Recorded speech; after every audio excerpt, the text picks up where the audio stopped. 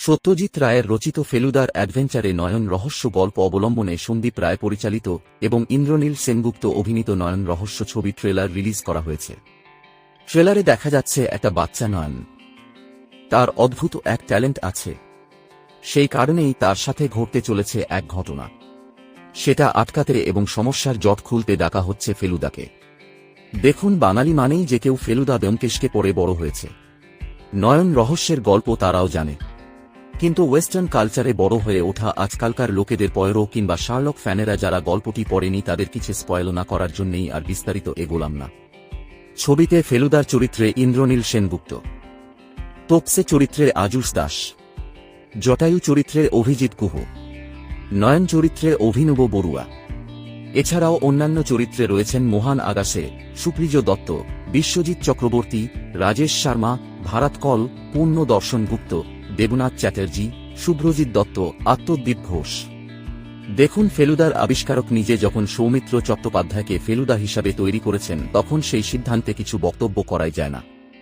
সেটাই বেস্ট, সেটাই ভগবান। সন্দীপ রায়ের পরিচালনায় অভিনীত ফেলুদা হল নস্টালজিয়া। আবির চট্টোপাধ্যায়ের ফেলুদা মনে দাগ কাটেই, কারণ যেকোনো সুদর্শন বুদ্ধিমান বাঙালি হিসেবে তাকে প্রচুর মানায়। সেটা ব্যোমকেশ হোক কিংবা সোনাদা কিংবা শুধু এই বৈশিষ্ট্যের কারণেই তাকে টাইপকাস্ট করেই যাচ্ছে বাংলা ইন্ডাস্ট্রি। কিন্তু যদি গল্পের বই থেকে স্ক্রিনে ট্রান্সফার হয় ফেলুদা, তো সেটা সবথেকে বেশি মানবে টোটা রয় চৌধুরীকে। ইদানিং হওয়া বেস্ট ফেলুদা সৃজিত মুখার্জির পরিচালনায় টোটা রয় চৌধুরী। যদিও সেখানে মারমারকাটকাট ডায়লগস আছে, কিঞ্চিত পারফরম্যান্সে গাফিলতি দেখা যায়, কিন্তু সেটা অন্তত পরমব্রত অভিনীত ফেলুদা কিংবা সন্দীপ রায়ের হত্যাপুরী ও নয়ন রহস্যে ইন্দ্রনীল অভিনীত ফেলুদাকে 10 গোল দেয়। এই ছবির ট্রেলারে কোনো পজিটিভ দিক নেই, শুধুমাত্র নেগেটিভই আছে।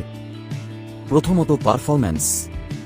ইন্দ্রনীলের প্রবাসী বাংলাটান ডায়লগসে প্রতিফলিত হয়, যেটা অন্তত ফেলুদার হতে পারে না। তোপসে লালমোহন কোনো নজরেই কাটতে পারেনি। ভীষণ আনরিয়ালিস্টিক অভিনয়, পারফরম্যান্স। দ্বিতীয়ত ট্রেলার 10-12 বছর আগেকার টেলিফিল্মের গ্লিমস মনে হচ্ছে। দর্শকরা ইভলভ হয়েছেন, তারা অন্যান্য ইন্ডাস্ট্রির কাজের সাথে সাথে অন্যান্য দেশের কন্টেন্ট দেখে ফেলছেন।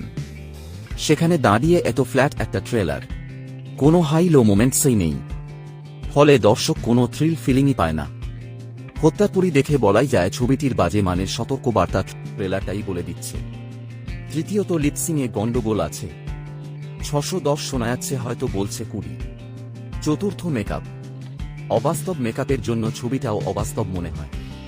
শুধু দর্শক টানার জন্য ফেলুদার ফেমাস টিউন ছাড়া আর কিছুই নেই। না, আমি বলবো না বাংলায় সবথেকে বড় নেপোটিজমের উদাহরণ সন্দীপ রায়। না, আমি বলবো না সন্দীপ রায়ের এখনই উচিত পরিচালনা ছেড়ে দেওয়া। বলবো না শুধু এই কারণেই যে তিনি একাডেমি পাওয়া genius jack of all trades স্বনামধন্য সত্যজিৎ রায়ের ছেলে।